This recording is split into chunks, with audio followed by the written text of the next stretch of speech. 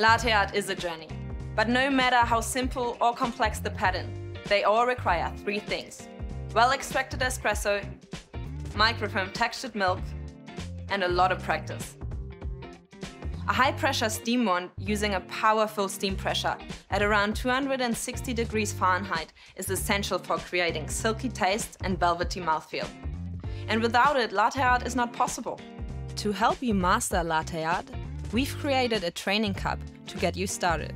The circular lines at the base indicate the espresso volume for a single and double shot. The curved line on the wall helps guide you when pouring microfoam. Let's see a demo. Start with the jug up high and tilt the cup to increase the surface area of the espresso, using the dotted line as a guide. Pour a thin, constant stream of microfoam to pierce the center of the crema.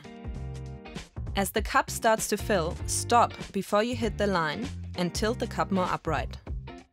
Then bring the tip of the jug close to the surface of the milk, almost touching it. At this point, a white dot will start to appear. Keep steadily pouring, making the dot larger.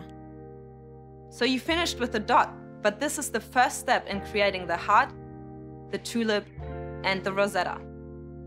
Good luck with the journey.